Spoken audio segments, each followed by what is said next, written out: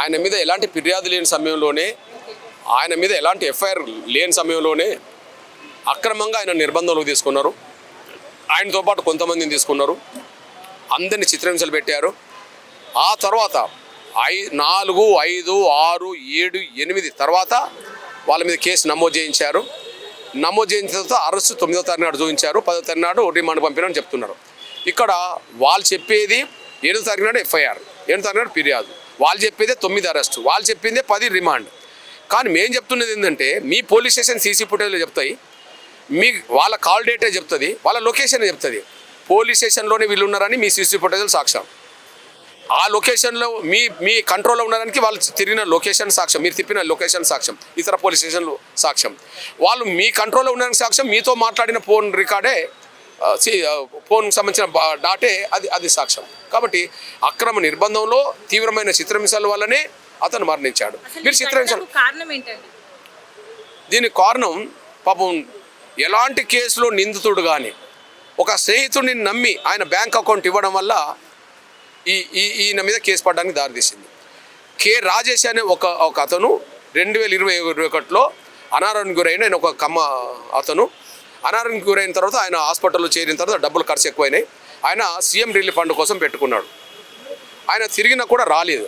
కానీ ఈ మధ్య కాలంలో సీఎం రిలీఫ్ ఫండ్ ఈ రాజేష్ అకౌంట్లకు జమ అయినాయని చెప్పడం జరిగింది. ఆయన పేరు రాజేషే, అకౌంట్ పేరు రాజేష్కి వచ్చినాయి.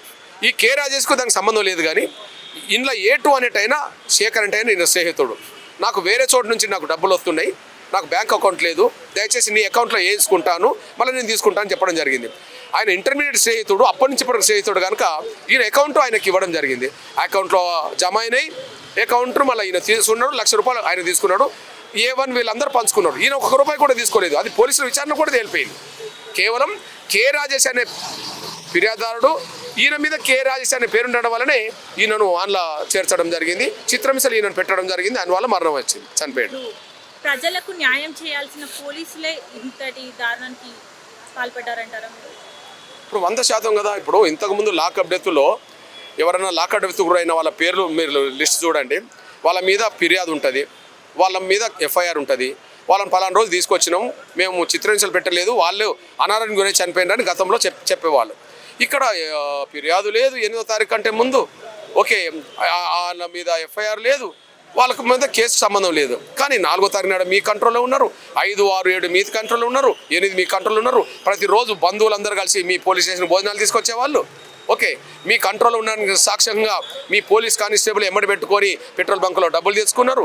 మీరు చిత్రహింసలు పెట్టడం వల్లనే ఆయన అనారోగ్యం గురైంది. కాబట్టిగానే మీరు కోర్టుకు హాజరుపరిచే ముందు కోర్టు ప్రాంగణంలోనే హైకోర్టు అనే ఇంజక్షన్ తీసుకొచ్చి మీరు కుడి చేతికి వేయించారు. ఇవన్నీ సాక్ష్యంగా నిలబడుతున్నాయి. ఇప్పుడు సీఎం నుంచి డీజీపీ వరకు తెలంగాణలో ఫ్రెండ్లీ పోలీస్ సిస్టమ్ ఉందంటున్నారు, మరి ఏమంటారు? ఇప్పుడు ఫ్రెండ్లీ పోలీస్ సిస్టమ్ అనేది అగ్రవర్ణాలకు మధ్యలో జరుగుతున్నది. కానీ అగ్రవర్ణాల ప్రభుత్వంలో అగ్రవర్ణాలకు సంబంధించిన పోలీస్ అధికారులు ఫ్రెండ్లీ పోలీస్ అనేది దళిత బలహీన వర్గాలతో ఫ్రెండ్షిప్ ఏం లేదు, కేవలం అణచివేత మాత్రమే మా మీద కొనసాగుతుంది అనే విషయం కూడా రుజువు అవుతుంది. ఎందుకండి దళితుల మీద ఇలాంటి అణచివేతలు ఎందుకు జరుగుతున్నాయంటారు? ఇప్పటికీ స్వేచ్ఛ సమానత్వం ఇంకా ఈ దళిత వర్గాలకు రాలే.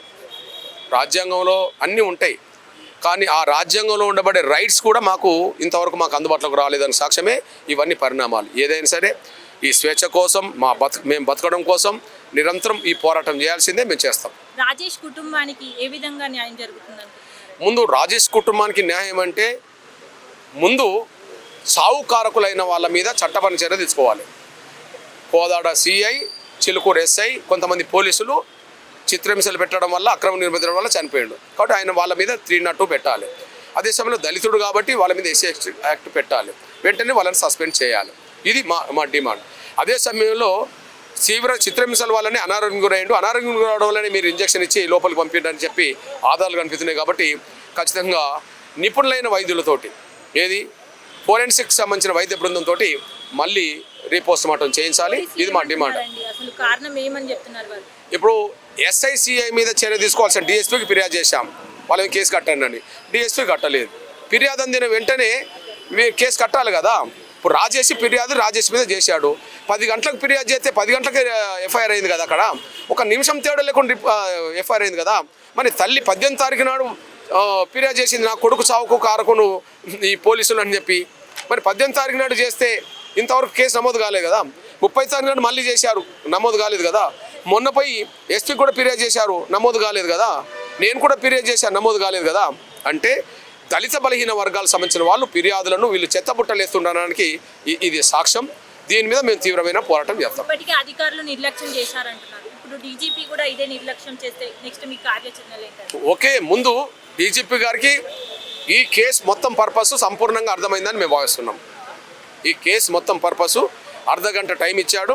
అన్ని వివరాలన్నీ రికార్డు పరంగా ఆధారపరంగా మేము చూపెట్టాము కనుక, ఇంజక్షన్తో సహా చూపెట్టాము కనుక ఖచ్చితంగా ఆయన న్యాయం చేస్తాడని ఆశిస్తున్నాం. న్యాయం చేయకపోతే అన్ని వ్యవస్థలను కదిలిస్తాం. ఎస్సీ కమిషన్ దగ్గరికి పోయాం, మళ్ళీ ఎంక్వైరీ జరగాల్సిందే. అంతకుముందు ఎస్సీ కమిషన్ ముందు మమ అనిపించుకున్నారు ఈ డిపార్ట్మెంట్ వాళ్ళు, కానీ మళ్ళీ రీఎంక్వైరీకి మళ్ళీ ముందుకు వచ్చేసింది. మానవ హక్కుల కమిషన్ దగ్గరికి వెళ్తాం, ఓకే, స్టేట్ ఎస్సీ కమిషన్ దగ్గరికి వెళ్తాం.